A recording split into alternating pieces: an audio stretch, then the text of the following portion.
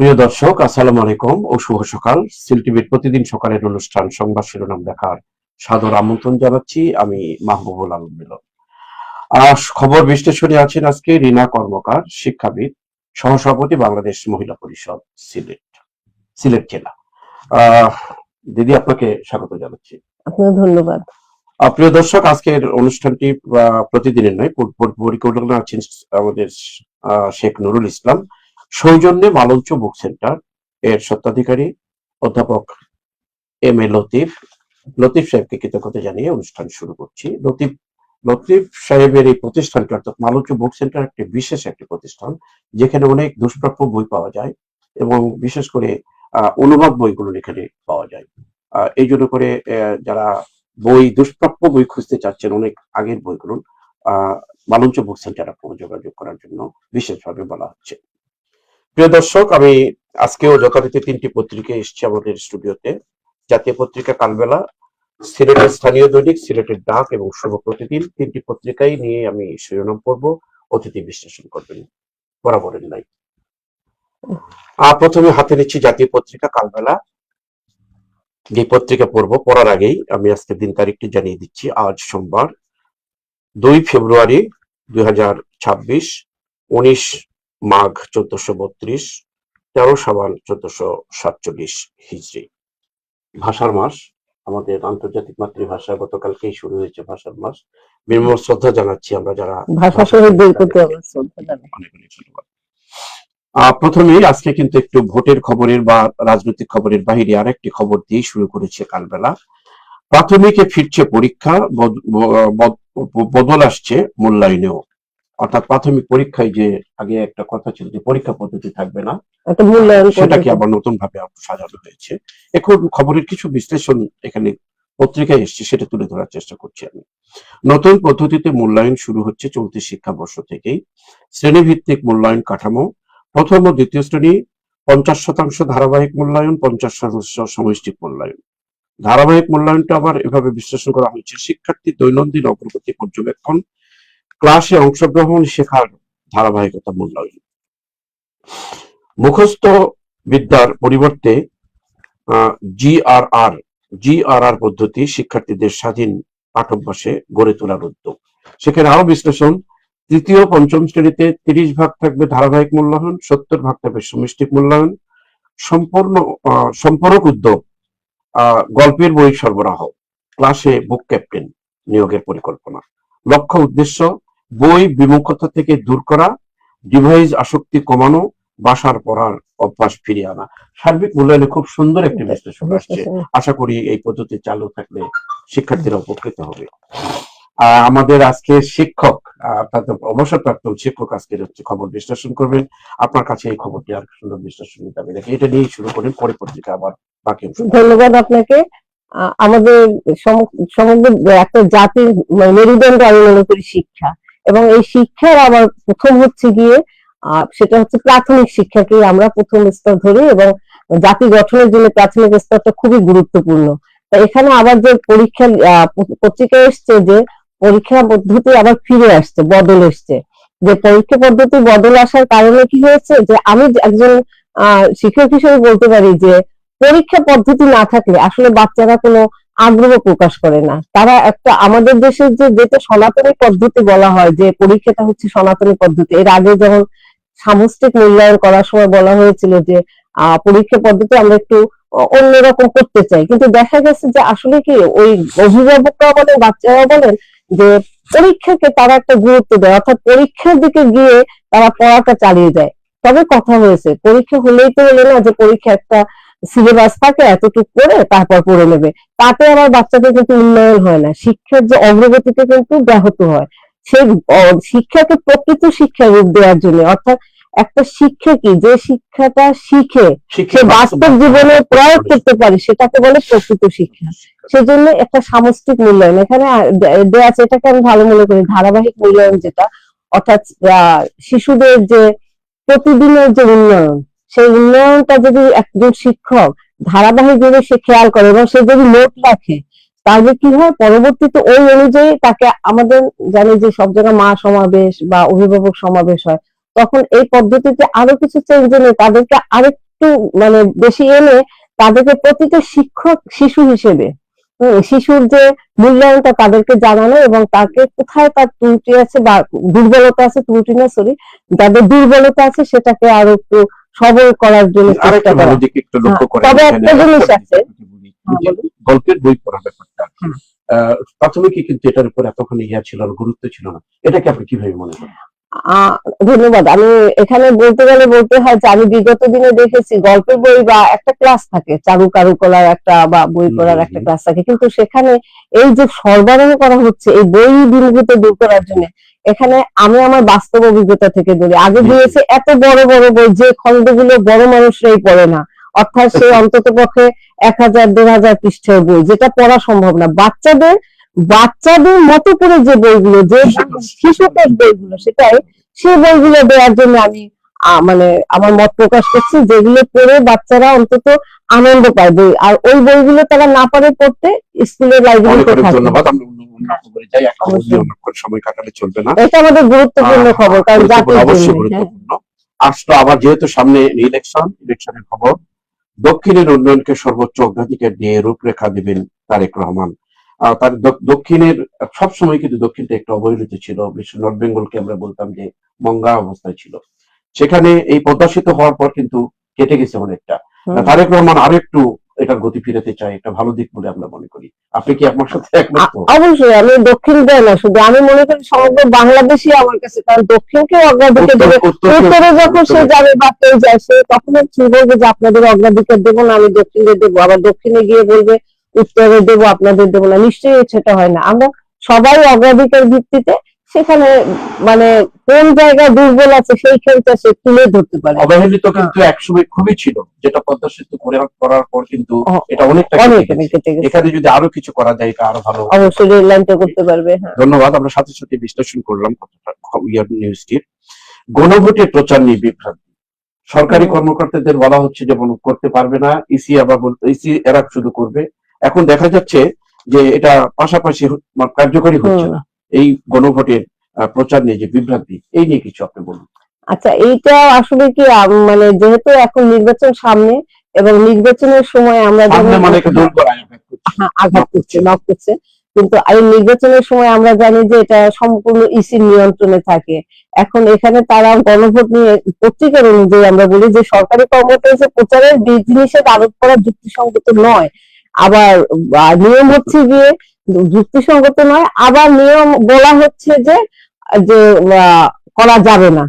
এখন দুটোই নিয়ে যখন বিভ্রান্তি হয়, আমি মনে করি নির্বাচনের সময় এটা আমাদের মানে জনগণের মতামত, এটা ইসি যে সিদ্ধান্ত নেবে সেটাই চলবে, কিন্তু আমাদের মতামত হচ্ছে এটা নিরপেক্ষ নির্বাচনের জন্য কোনো কিছুই সরকারি ভাবে নির্বাচন সম্পর্কে কথা বলাটা ঠিক না।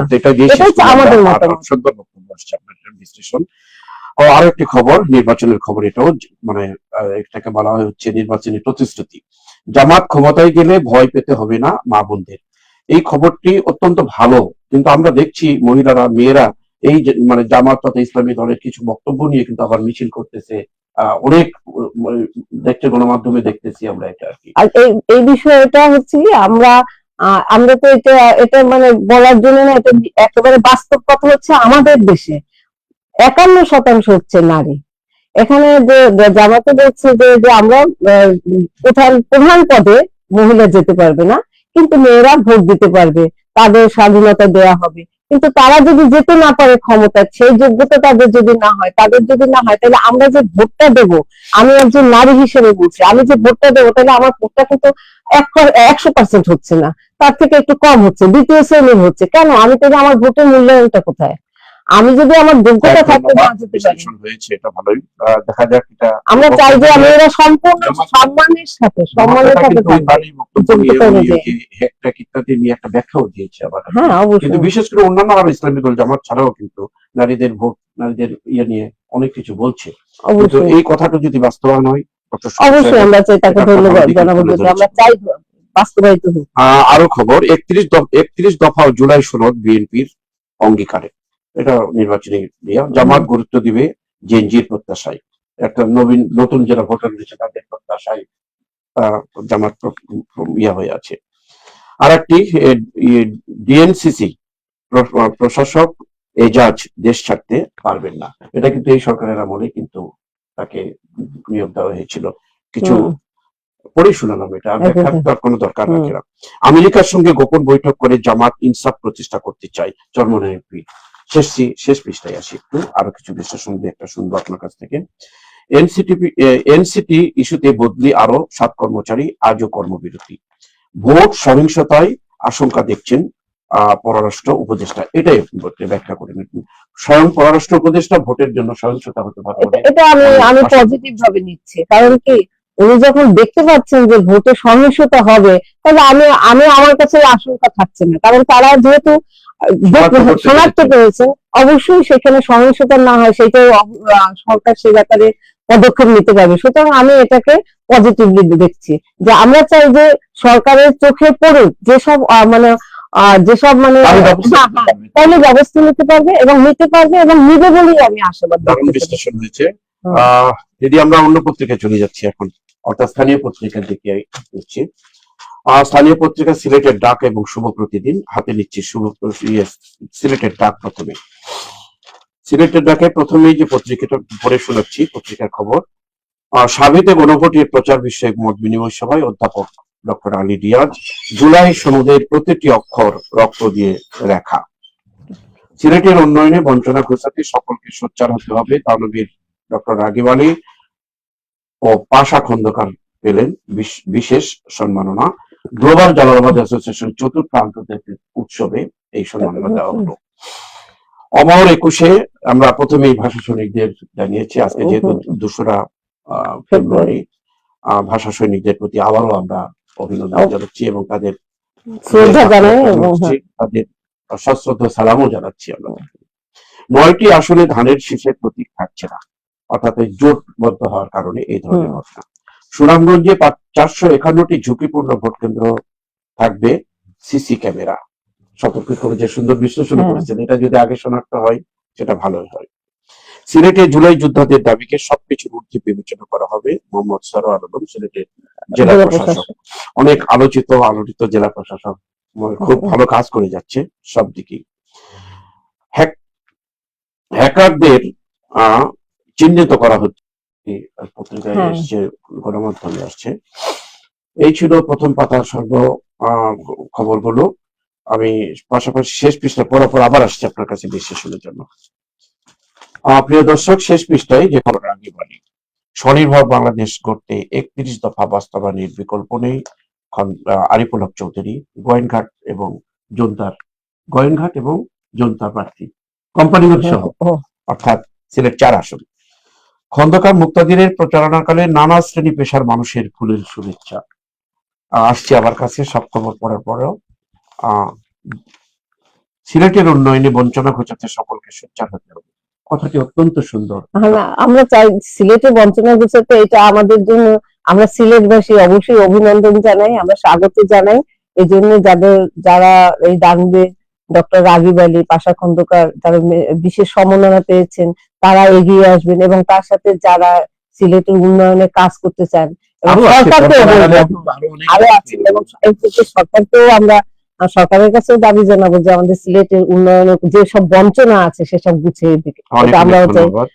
আর এখানে যে সুনামগঞ্জে 81 ভোট কেন্দ্রে থাকবে সিসি ক্যামেরা, সব কেন্দ্রেই সিসি ক্যামেরা থাকা উচিত এবং অবশ্যই এবং সেইগুলো সঠিকভাবে কাজ করে। কারণ আমরা দেখি কি, আমাদের অভিজ্ঞতা থেকে, জানি না ভোট কেন্দ্রের কথা বলতে পারবো না, জেনারেলি যে রাস্তাঘাটে বা থাকে, অনেক সময় একটা দুর্ঘটনা ঘটে গেলে পরে দেখা যায় সেই সিসি ক্যামেরায় কাজ করেনি। এরকম জানি অন্তত ভোট কেন্দ্রগুলো না করে, সিসি ক্যামেরা যেন প্রকৃতভাবে কাজ করে। আজকে একজন নারী নেত্রী, আপনি আজকে খবর বিশ্লেষণে আছেন, একটি খবর আসছে নারী বিষয়ক।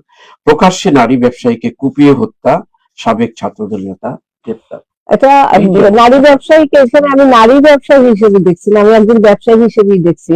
সব জায়গায় নারী নির্যাতনের কথা আসে না, কিন্তু মূলত এই জায়গাতে একজন ব্যবসায়ীকেই মেরেছে বলে আমার মনে হয়। কারণ এভাবে এটা কিন্তু আমাদের জন্য আশঙ্কার বিষয় এবং নিরাপত্তাহীনতার কথা। একটা দেশে আমার নিরাপত্তা নেই, এইটাই প্রকাশ পাচ্ছে।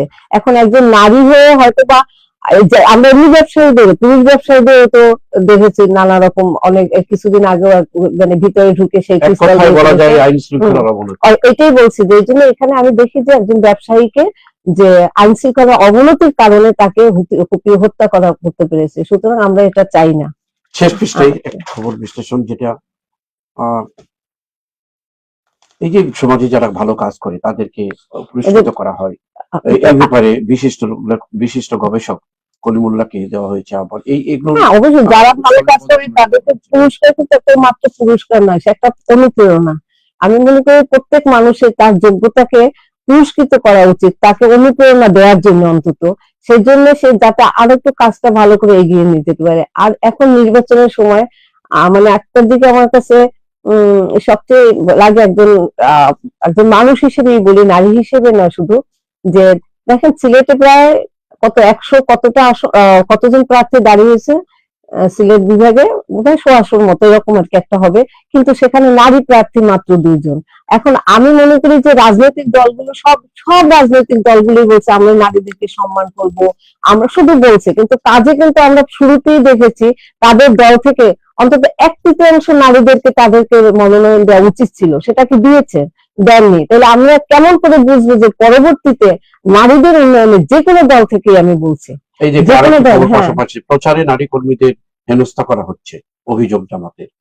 এই যে এগুলো তো একটা নারীদের উপর যে অত্যাচার এটা নারীদের, এটা এই রাজনৈতিক বিষয়টা আমি বলতে পারবো না, কারণ কে কোন রকম প্রচারণা করে কেন হয় সেটা আমাদের জানা নেই। তবে আমরা মনে করি নারীদের যদি অধিকারটা বাস্তবায়িত হয়, আমি প্রচারের আমি কে কোন জায়গায় কি বলে, তবে এটা মেনে নেওয়ার মতো না। নারী কর্মীদের যদি হেনস্থা করা হয় তাহলে অবশ্যই এটা আমি সমর্থন করি না। শেষ সময় একটি ব্যতিক্রমধর্মী একটা খবর, বার্লিনে আলুর বন্যা।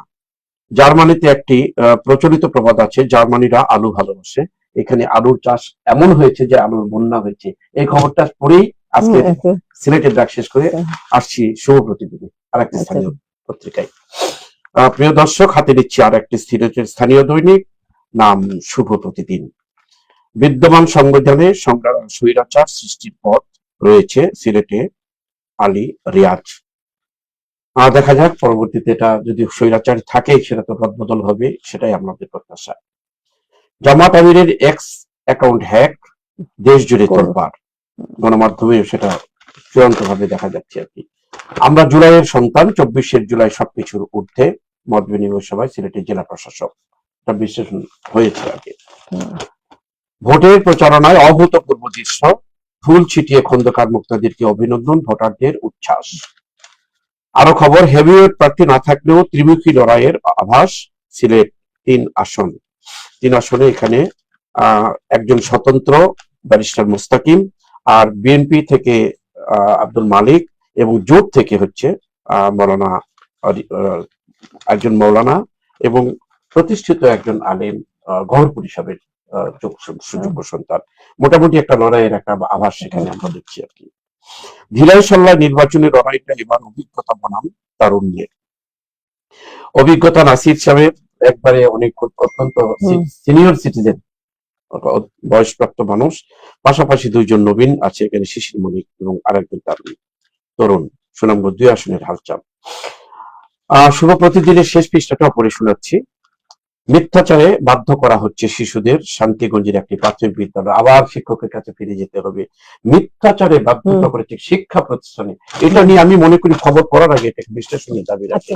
এই বিশ্লেষণ মানে এটা এই খবরটা এসছে, আমরা এটা খুবই দুঃখজনক এবং মানে একটা দেশের জন্য অশনি সংকেত। কারণ কি মানে প্রাথমিক শিক্ষকদের যদি মিথ্যাচারে বাধ্য করা হয়, এটা আমি পত্রিকার যে নিউজ অনুযায়ী যে ক্লাস ঠিক মতো হচ্ছে না, টিচাররা ঠিক মতো আসছে না, বাচ্চাদেরকে মিথ্যাচারটা বলতে বোঝাচ্ছে যে তারা বলবে যে হ্যাঁ স্যাররা এসেছিলেন তা বলার জন্য মিথ্যাচার। এগুলো তো অবশ্যই খারাপ দিক।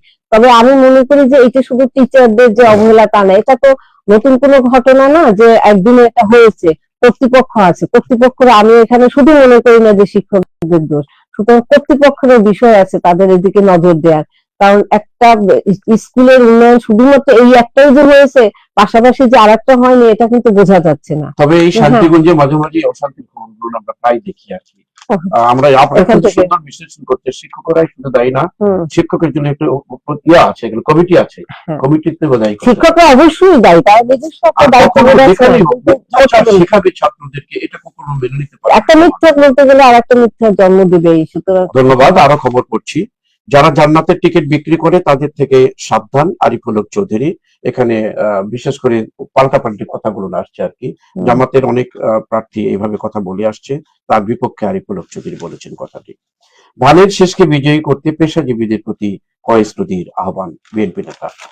নির্বাচিত হলে পিছিয়ে পড়া জকিগঞ্জ কানাইঘাটের রূপ পাল্টানোর সর্বোচ্চ চেষ্টা করব মৌলানা ওবায়দুল হক, কারণ জোটের প্রার্থী, আপনার বিএনপি জোটের প্রার্থী জকিগঞ্জের আসনে, জকিগঞ্জ কানাইঘাট আসনে। দুই পক্ষকে নিয়ে বৈঠক, লুনার আসনে এক হয়ে কাজ করার নির্দেশ। সিলেট দুই আসন, সিলেটে যে বলছেন যে সিলেটে দুইজন নারী, একটি হচ্ছে তাসিনা বিশ্বনাথ আর একটি হচ্ছে তাসনিম মৌলভীবাজারে। হুম, আরো খবর, কলকলিয়া ইউনিয়নের ডেভেলপমেন্ট সোসাইটির গেট টুগেদার, ভালো হোক গেট আর টুগেদার, সিলেটে সেটাই সিলেটে যে প্রত্যাশা। ভূমিকম্প হচ্ছে বারবার, হ্যাঁ, এটা সিলেটের সাংবাদিক মোস্তাফিজ শফি দেশ রূপান্তরের সম্পাদক। অভিনন্দন। সিলেটে বারবার ভূমিকম্প অনুভূত। আসলে এই ভূমিকম্পগুলো যে স্কেলে হচ্ছে আমরা এখনো ভালো অনুভব করছি না, সেটা আল্লাহর কাছে আমরা প্রার্থনা করবো যেন আমাদেরকে বড় কোনো ভূমিকম্প না হোক, জানমালের ক্ষতি না হোক, এবং জি।